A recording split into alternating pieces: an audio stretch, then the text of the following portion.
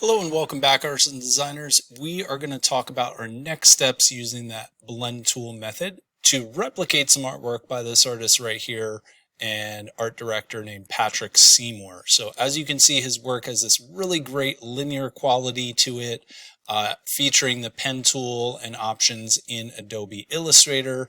So we're going to go ahead and talk about how to get this going.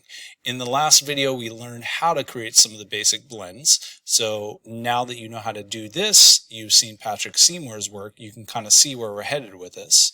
My recommendation is we're going to actually start in Photoshop, because we're talking about form and trying to replicate the idea of three-dimensional form on a two-dimensional surface.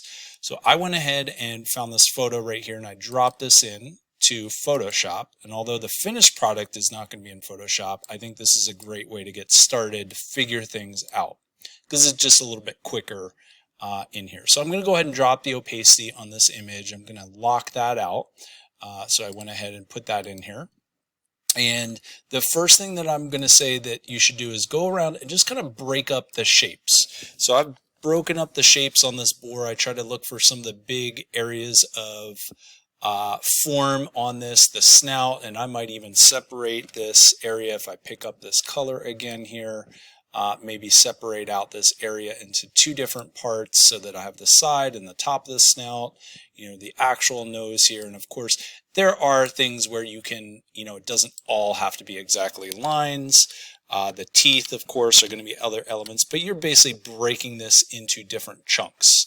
Once you kind of have broken it up, that's when we really start experimenting with the lines and the directions that you want to go and that you think are going to make the most sense for the lines on your project.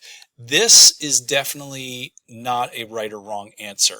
You could go a variety of different directions with any of these areas. I could choose to kind of go in this direction with these lines down in this area if I felt like that helped. If I don't like that, that's easy to kind of change up, and maybe I want to have them go more in this area. And again, you don't have to draw every single line out here. You're just trying to kind of get a general sense of like, what are you going to do when you get in Illustrator? Because that's where we're going to really have to be a little bit more careful and clean up our lines and make sure that we're going in the right directions with things. So here is more like experimenting and going, what way is going to look best? Do I want to do that? Do I want to replicate what I did on the ear here? Am I going to go this direction on this? So you start to play around and experiment in Photoshop before we get over to the Illustrator step. But once you have this figured out and you go, all right, I know where I'm going to put my lines, then we can essentially head back on over to Illustrator.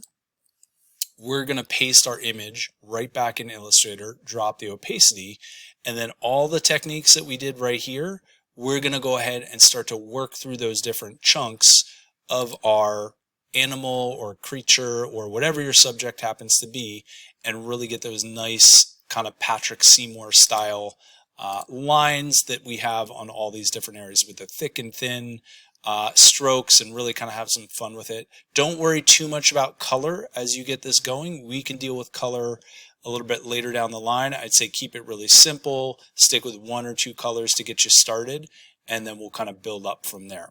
So that is my recipe for starting actually work in Photoshop first, and then once you get a feel for what you want to do, we'll head back over to Illustrator, start a new document, put our subject in there, and then start to add our blend tool to that subject.